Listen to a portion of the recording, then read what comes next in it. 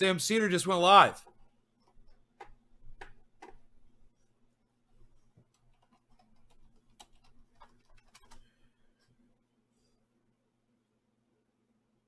Oh, skip ad.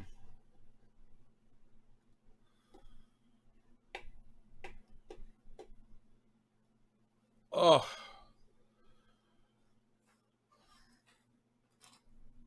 Hasn't had an ear issue since you switched food. Now he's trying to scratch his other ear. I got to clean his other ear now. Let's do it.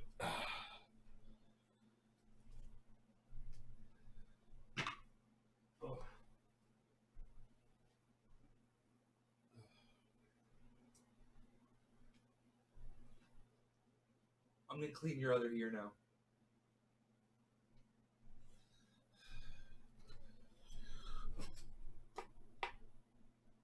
Oh. Oh, man. Oh. Fuck, man.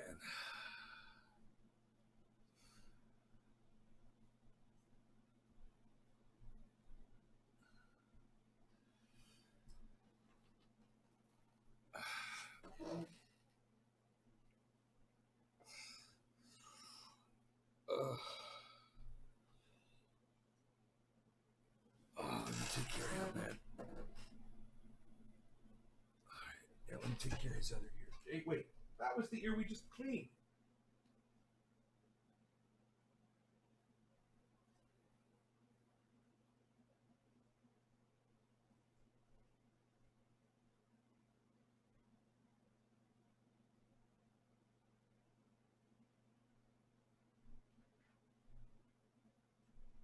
Oh, oh, oh. Oh, man. Uh, uh.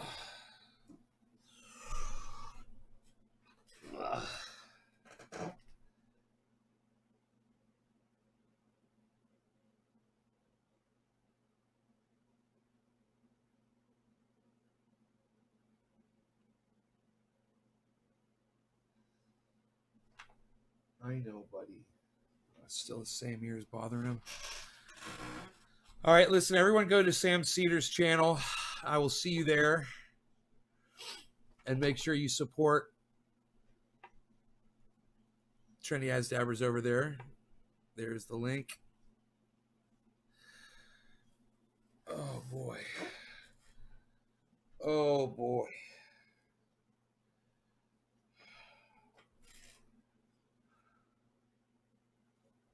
I'm crazy. His ear and my arm.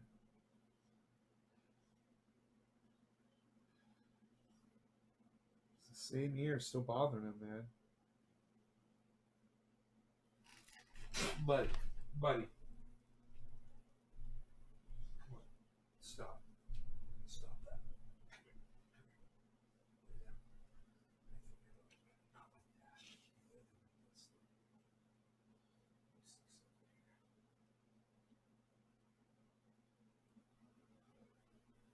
Oh, boy. Okay, look. That was huge. Hold on. Stop freaking out.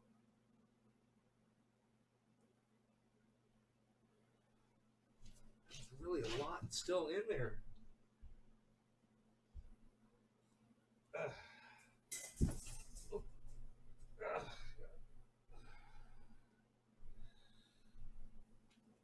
Oh, he's so cute. You know, I want to get off here because I'm moaning and groaning, guys. I'd love to stay and hang out with you, but I know I just sound horrible. And I'm sick of fucking hearing myself, you know? And I know that you guys got to be sick of hearing me too. So I'm just going to suffer alone. And I'll see you guys another time. I don't know when it's going to be, man. I'm just.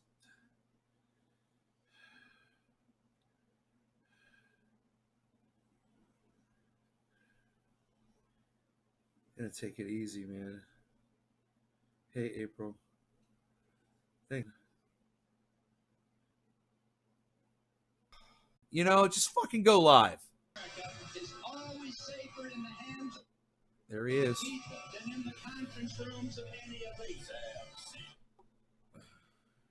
They are unanimous in their hate for me, and I welcome their hatred. We must guard against the accusation of unwarranted influence, whether sought or unsought, by the military-industrial complex. The Majority Report with Sam Cedar. And I got the panic campaign cheap.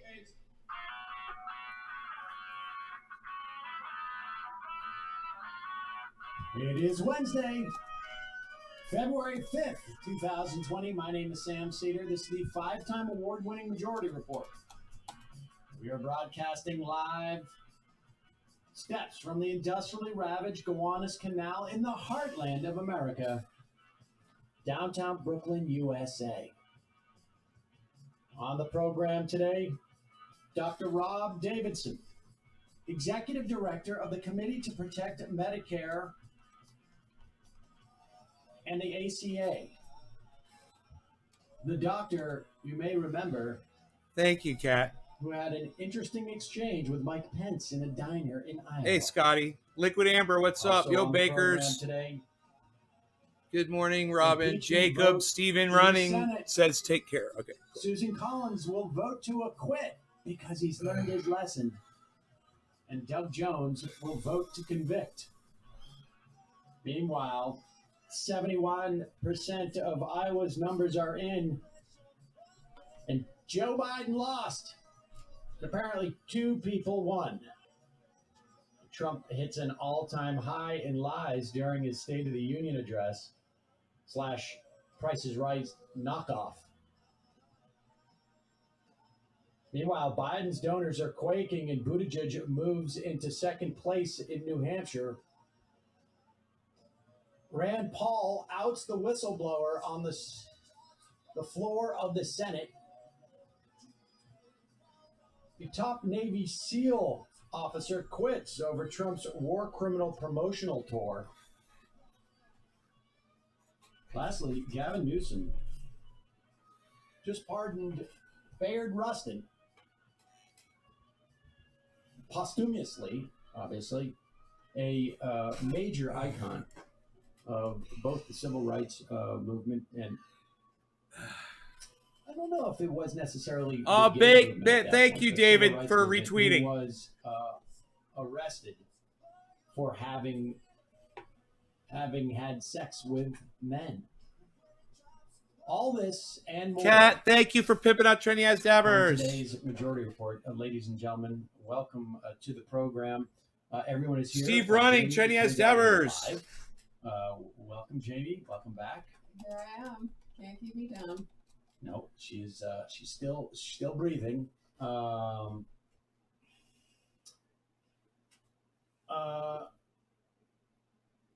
Let's see, where are we now? Okay, we got a lot of stuff to cover. It's been sort of insane around here. I'm still blurry-eyed. We have 71% in. Is that right? 71% in from the Iowa caucus. And everybody has moved to New Hampshire. To a large extent, nothing has really changed. Now, yesterday, or not yesterday, 2 days ago, we had experts. Steve Running, thank you. Dave Weigel, You see, guys, when it's red, that's somebody saying Bobby Trendy As Goodwill. Dabbers on Sam Cedar's and they show, were telling us that, look, like Steve Running just did. the actual number of delegates is not that big of a deal. Nice. In Iowa, because there's just not that many. It's a fraction of what you'll ultimately need. It's all about momentum and the narrative that comes out of it. And there are clearly, there's a couple of narratives that are coming out of it. One is Joe Biden lost big time. I've got a story here in my packet of donors saying, like, this is not what I anticipated. And everybody's going to hold off on giving him money until see how he performs in New Hampshire. New Hampshire is make or break for Joe Biden. Because if he comes in third or fourth Shayna in Lynn? New Hampshire, he's going to flag in, well, he's certainly not going to do so well in Nevada. And then he's going to go kaput in South Carolina. Because if he comes in second in South Carolina, forget it. Even if it's a close first in South Carolina, he's in big trouble. Oh. As for the narrative as to who won, well, we've told you there are multiple metrics that are used in the Iowa caucus. One is they are now reporting what the first popular vote was. Then they give you the realignment, and then they give you the delegates that were awarded as a function of the realignment. And even poor Steve Kornacki can't believe how messed up this is. Now, I think there's a very good argument that, like, you know, if you're going to get only 71% of the votes in by Wednesday, then maybe you should just wait till Thursday. But what are they going to do?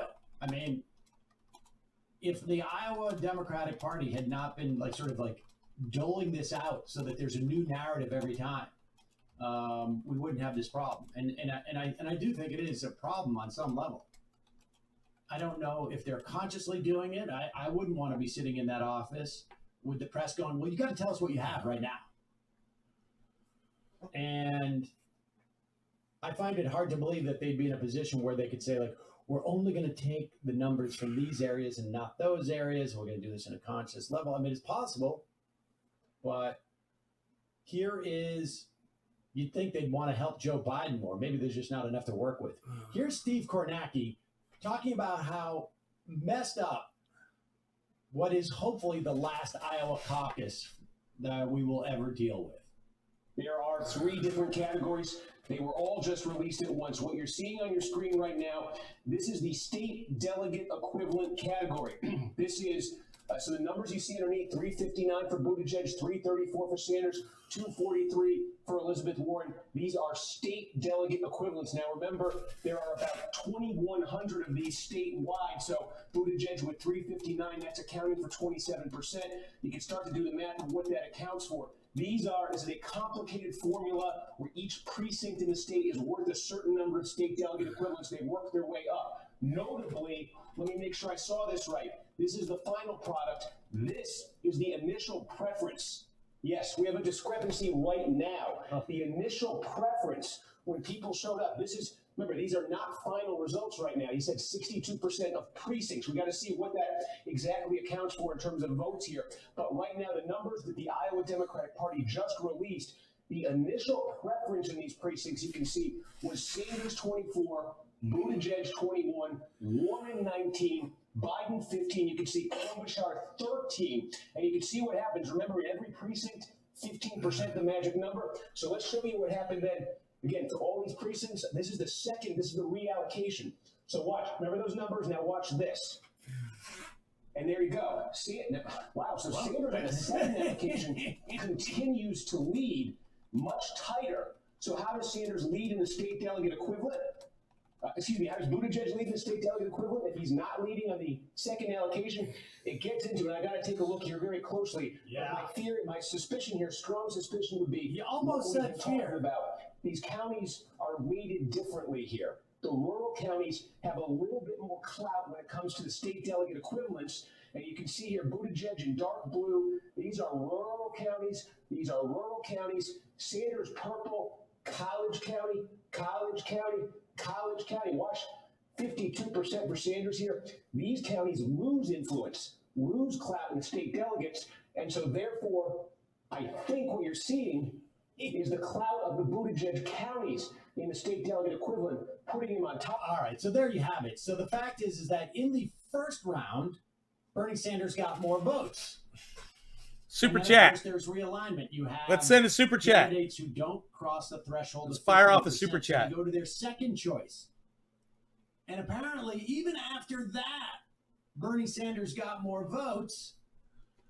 But because Pete Buttigieg got them in counties that have, for whatever reason, I'm not sure what the frankly, because we live in the world as it is. But very accurate point after Trump won to keep reminding people that Hillary Clinton got over 3 million. Each vote should be a vote. I mean, it could be an even clearer win, 1,300 more votes. So the bottom line is Buttigieg and Sanders are coming out as the victors here. Buttigieg, if only because nobody anticipated him coming in second. And so it's a victory because of that narrative, right, at the end of the day. Yeah. But even if Buttigieg ekes out a win here, I think we should remember the role that second round plays here, because he's combining everybody who initially went for Klobuchar. Everyone. We'll see if he reads the super chats. I don't know if he does, but I'm going to take a $10. I'm going to take a $10 stab at it. That's right. I mean, that's true. All of these dregs. That's true. But nevertheless, even if you put that aside, he got 21% of the, almost 21.5% of the vote. He came in second, which is a win for him. It's Rubio. I mean, Dude, I can't click on my. State, he performed well. And so I can't click on my the thing software. is Oh my God, there that it I goes. think once you get to Nevada and South Carolina, Buttigieg has a problem. But who knows how much momentum he will get going up to that point, going into Super Tuesday. We don't know, folks. You can only look forward to Bernie making fun of how he drinks water. Exactly. So, Pete, never seen a guy drink so much. He's a young guy. He's thirsty all the time. It's bizarre. Why are your shoes so small? I think we all know what that means. You know what that I means. can't. The fucking software's I not would be working fine right. with having Mayor Pete be the primary adversary here. Well, that would be preferable. I mean, I think ultimately it's the problem that they're going to have. You start to hear people freaking out about Joe Biden, and they're starting to look to Bloomberg, and they're also starting Dude, to my look back software's to fucking Klobuchar up on me. and to Buttigieg, and that bodes well. But also today, obviously, impeachment, and we will cover My whole some of that computer's tomorrow. locking up. The final vote will happen around Fuck, 3 or man. 4 o'clock this afternoon, and you know it's pretty clear What the happening. fuck? My There's computer's a lot of people freaking saying out. that the vote that we're going to be talking about